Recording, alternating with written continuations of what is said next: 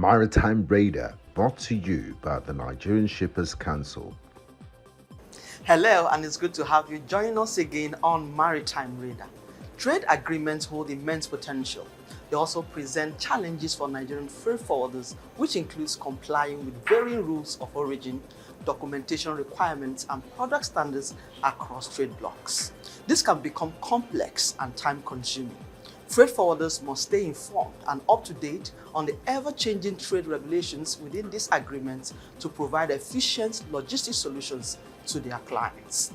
Moreover, trade agreements can influence cargo flows and demand patterns, affecting the choice of transportation routes and logistics strategies.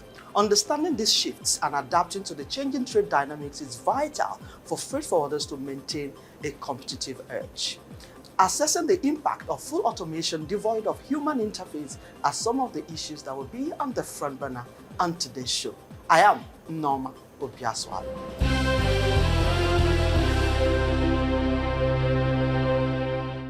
Nigeria's trade facilitation faces significant hurdles, which includes infrastructural inadequacies, bureaucratic inefficiencies, government agencies overlapping functions, corruption, and high costs that hinder trade. These challenges hamper efficiency, competitiveness in the ports, and makes it difficult for even SMEs to thrive, access global markets, and contribute to economic growth. To address these structural failures that hamper trade facilitation, experts say a multi-pronged approach is needed, which includes strengthening legal and regulatory frameworks, improving infrastructure, addressing corruption, and fostering collaboration between stakeholders. Before we get further into today's lineup on the program, let's find out the latest in maritime news.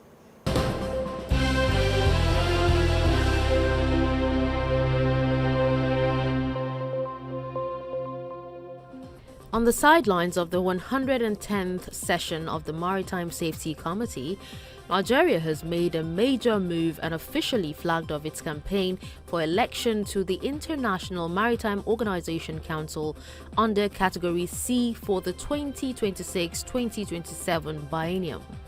The campaign flag-off, led by Nigeria's Minister of Marine and Blue Economy, Adegboyega Oyetola, took place this week and served as a platform for Nigeria to underscore its strategic maritime relevance and renew its commitment to global shipping governance. Oyetola said Nigeria remains resolute in supporting the IMO's mandate to promote safe, secure, environmentally sound, efficient, and sustainable shipping. Oyetola spotlighted Nigeria's acclaimed Deep Blue project as a model of maritime security innovation. The implementation of the Deep Blue project has resulted in zero piracy incidents in Nigeria's territorial waters over the past 3 years, a milestone that has drawn global commendation, including from the International Maritime Bureau.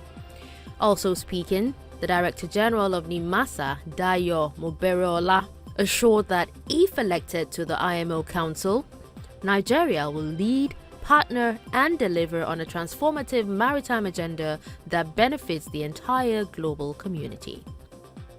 Singapore and France have signed an enhanced maritime partnership agreement aimed at strengthening bilateral collaboration in key areas of the global maritime sector. The agreement was signed by French Minister for Transport Philippe Tabarot and Singapore's Acting Minister for Transport and Senior Minister of State for Finance, Geoffrey Seo. Building on an initial agreement established in 2021, the enhanced partnership expands cooperation across 5 strategic pillars, that is, maritime decarbonization, digitalisation, cybersecurity, innovation, and training. One of the first key initiatives is a biomethane bunkering trial to be conducted in Singapore in collaboration with French shipping giant CMA CGM. The agreement also supports maritime innovation by encouraging startups, companies, and investors from both countries to engage in cross-country platforms.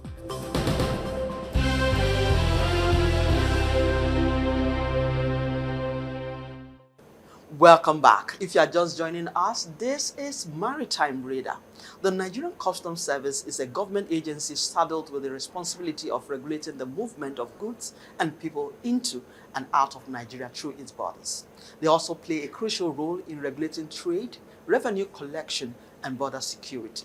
While it has made significant strides towards modernization and aligning with international customs standards, challenges such as corruption, smuggling, and infrastructure gaps limit its full effectiveness. Experts say continuous reforms, digital transformation, and international cooperation remain key to improving performance that will meet global standards. The Nigerian Customs has made progress toward modernization, including automation via the Nigerian Customs Service Integrated Tariff System, which aligns with international best practices like the World Customs Organization standards for automation and risk management. Efforts such as the implementation of the single window system aim to simplify and speed up customs processes, reflecting international trends towards digitalization. Amidst customs efforts, stakeholders seek full automation at the Nigerian ports, devoid of any human interface. In this episode with the Assistant Comptroller and National Public Relations Officer of the Nigerian Customs Service gets a right to reply on key issues raised by a stakeholder on the show. These and many more after the short break. Please stay with us.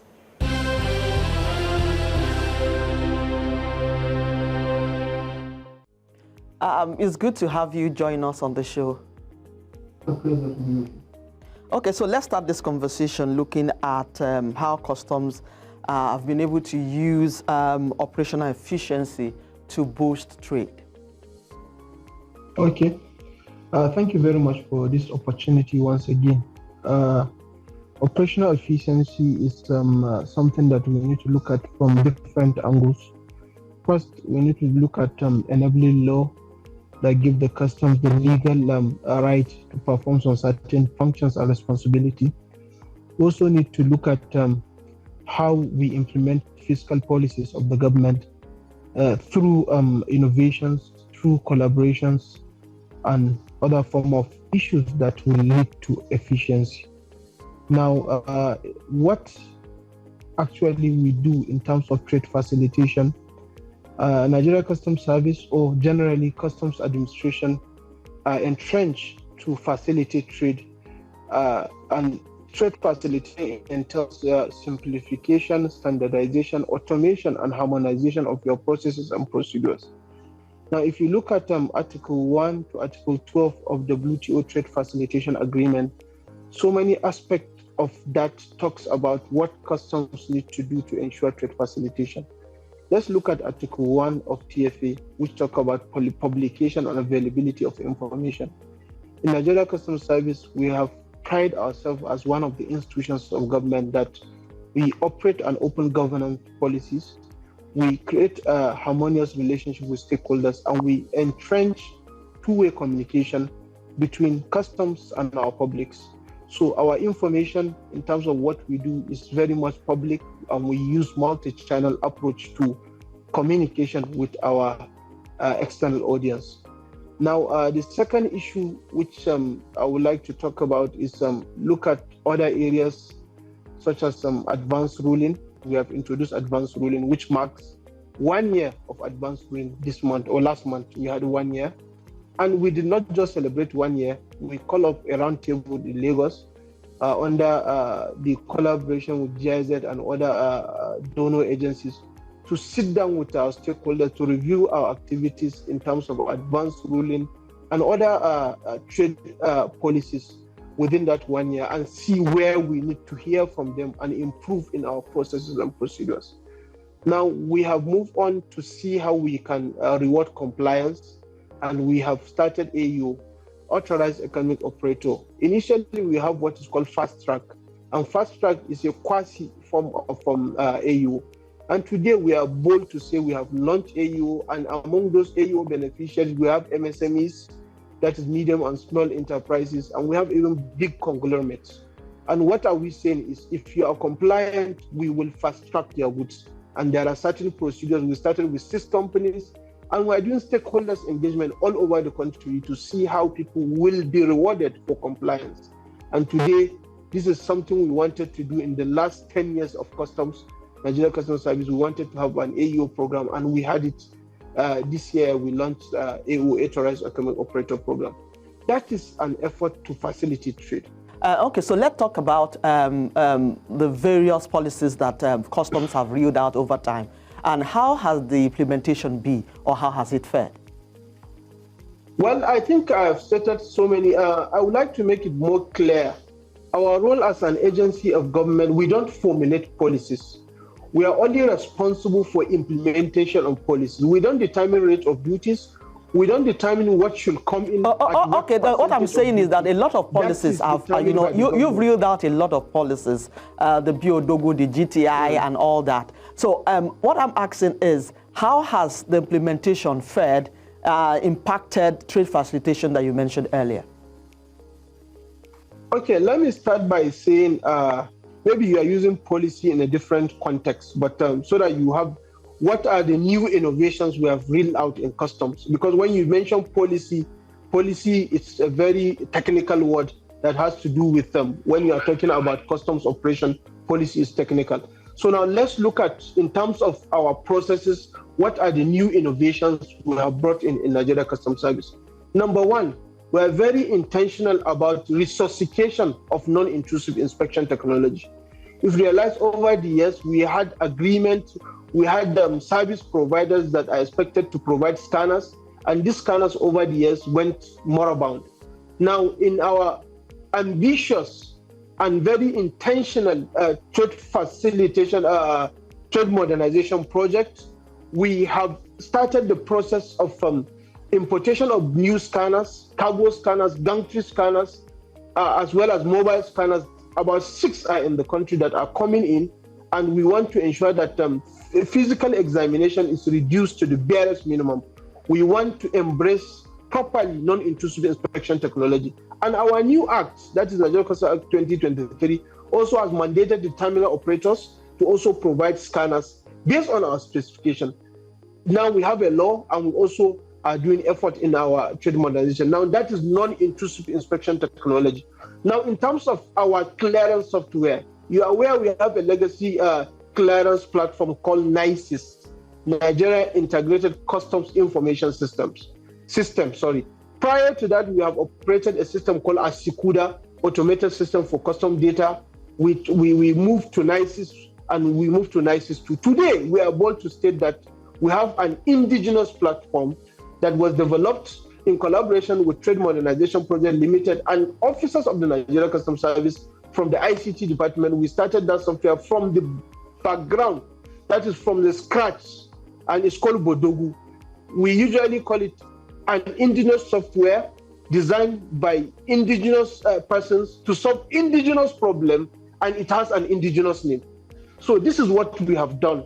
And Bodogu, B stands for border, and Odogu stands for strength. So we are bold to say that we have developed our platform. The source code are here, and the server is hosted here in Nigeria, unlike when some service providers will hold us to ransom. But today, I am bold to say that we have a platform. It is working. We are improving, work in progress. We have started the piloting with Peterman. We are now in Apapa. We are in Tinkan. We are in Cargo. We are moving to Port Harcourt, and so on. So gradually, we are phasing out NICIS, and we are using our own platform, which is so robust, which is in tandem with current realities. Last time we had a conference, a donor conference, which hosted WCO members, World Customs Organization from West and Central Africa region. And we brought about that innovation, and we told them this is what we did.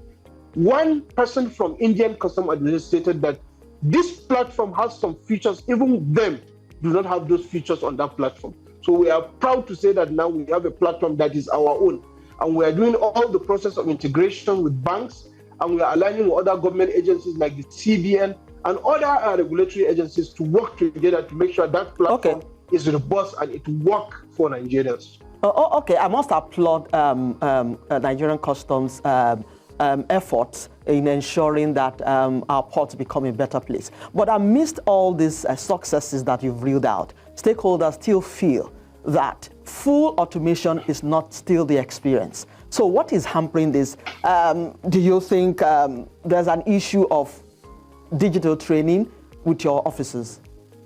I think the words use full automation is still expected. I think they are living in the past. Which context do you define full automation? First, maybe a part devoid of any form of human interference. I'm trying to take you through the process. No, human being must be there. Technology is there to aid the function of human being, but you cannot eliminate the responsibility of human being within the clearance value chain. But what I'm trying to say is, as far as custom processes and procedures of clearance are, for you to say that full automation, so I don't know what is the definition of full automation. Number one, how do you make declaration? Do you come to custom and submit a paper? No, it's an electronic declaration. How do we, how do you process your Form M? It's also integrated with the banks. Let me tell you one of the things we have done in Bodogu. Initially, if you input your declaration and the bank want to register you for Form M, what banks does is you have to come to the bank and the bank we input and whatever, do the imputation or whatever. But now we have eliminated that. What banks does is validation. You are going to do that at the comfort of your room. Now, from the beginning of that process to the end of process where your items will be exited, it's automated. So what are they saying? Do they make declaration in custom office? No. Do they pay customs duty in cash? No. They pay to the banks. Do we exit or clear those goods electronically? Yes. I talk about examination. Do we do physical, 100% physical examination? I told you this is what we are doing. We have imported out of the 67 scanners that are coming in. We have 6 that are already on ground. The civil work is already placed in Apapa. And we are going to create a center here in headquarters. There will be randomization of even the data, analysis of images and so on. So we're working hard to make sure that our process from beginning to the end is automated. At what point are you going to do something physically? So, but I'm not saying we have a perfect system. There is always room for improvement, and we can do it better than what we are doing. Okay, so that room system, for improvement is... we are not analog. And our officers are ICT. In fact, we don't even write a promotion exam. Even a driver in customs must be ICT inclined. If he doesn't know how to handle a system, he cannot write a promotion exam in customs. So we are automated. We are not analog. Okay, I agree with you. There's always room for improvement, but we are due for a break. When we return, we'll be looking at revenue generation and trade facilitation. That will be after this short break. Please stay with us.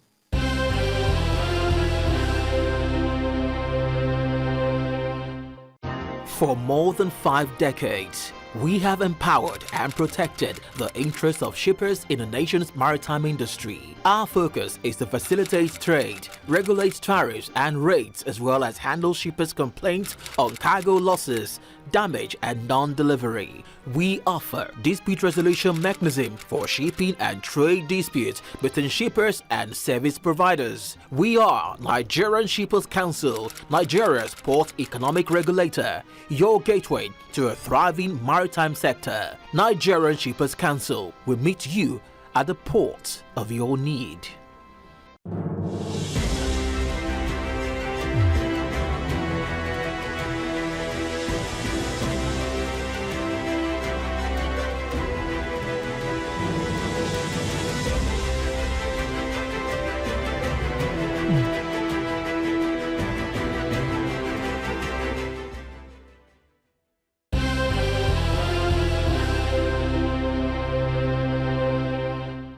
Welcome back. If you are just joining us, this is Maritime Radar, and I still have with me the Assistant Controller and National PRO Nigerian Customs, Abdullahi Maiwada. Before we went on that break, you were talking about automation. But now Customs seems to be under pressure for revenue generation. So how do we marry this with trade facilitation? Thank you very much for this question. And I used to give an analogy that I think will very much sync with you and my audience. Customs sits on a tripod with 3 stands.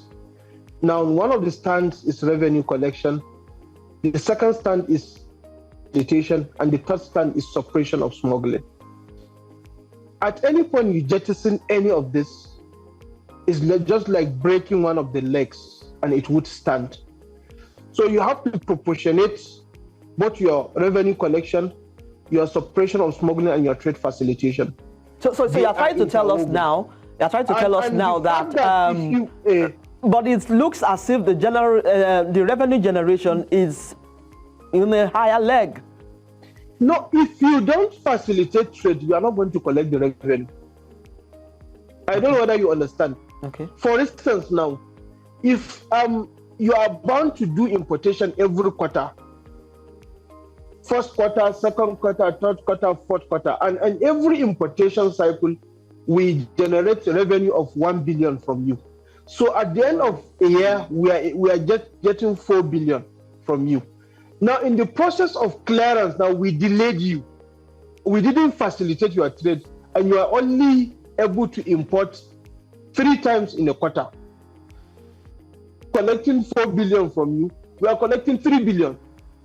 So if you don't facilitate trade, definitely there won't be revenue for you to collect. And if you allow smuggling to take place, which means the money that is supposed to come into the coffers of the government will be drained, and there will be leakages, and then your revenue collection won't be effective. So there is a very, very strong link between effective revenue collection, trade facilitation, and suppression of smuggling. So we are very much deliberate. We are balanced in terms of what we do. We don't jettison one for one.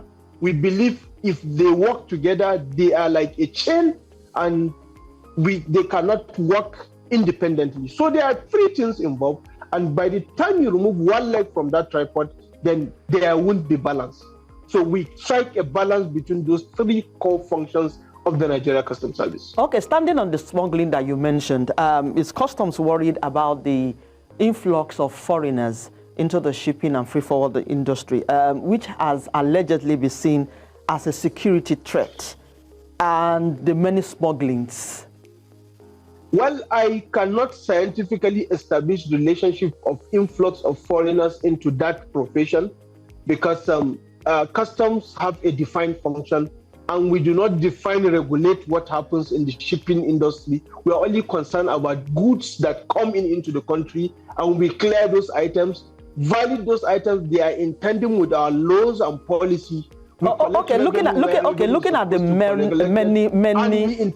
many smuggling that has been reported, is Customs concerned about that, and or been able to look into what has increased this smuggling over time? Okay, as you said earlier, you can see it from evidence of what we are doing in our anti-smuggling activities.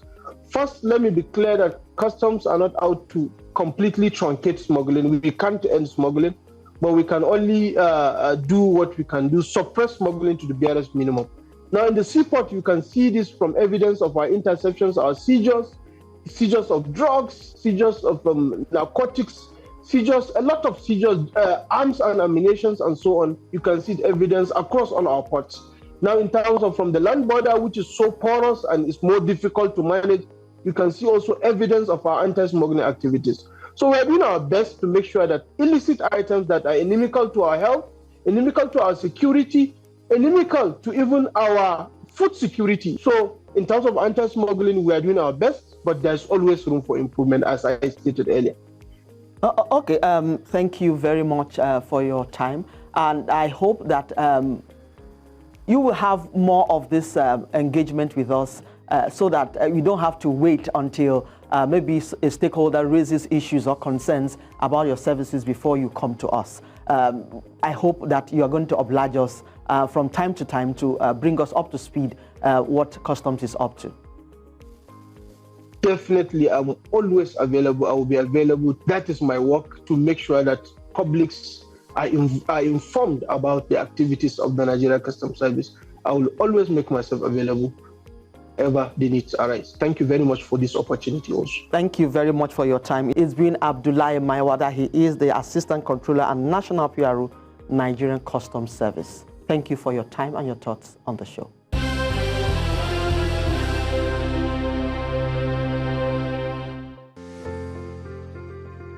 From 1975 to 2025. MOCHA celebrates 50 years. Established on May 7, 1975, in Abidjan at the initiative of Félix Houphouët-Boigny, the Ministerial Conference of West and Central African States on Maritime Transport, MINCONMAR, brings together 25 member states, 20 coastal and 5 landlocked. As an intergovernmental organization, it coordinates regional maritime policy and promotes sectoral integration. Initially based on a protectionist approach, it shifted in the 1990s toward a liberalized model in line with the rules of the General Agreement on Tariffs and Trade.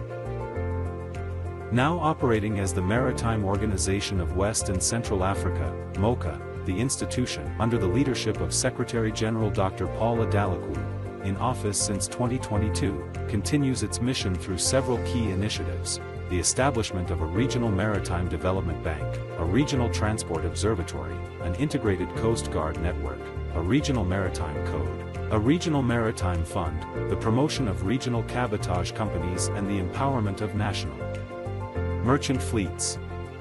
The current strategic vision aims to transform MOCHA into an African Maritime Organization, AMO, thereby expanding its mandate to the continental level and fully harnessing Africa's maritime economic potential in support of sustainable development. MOCHA celebrates 50 years for cost-effective maritime transport services, with high on safety, security, and low on pollution.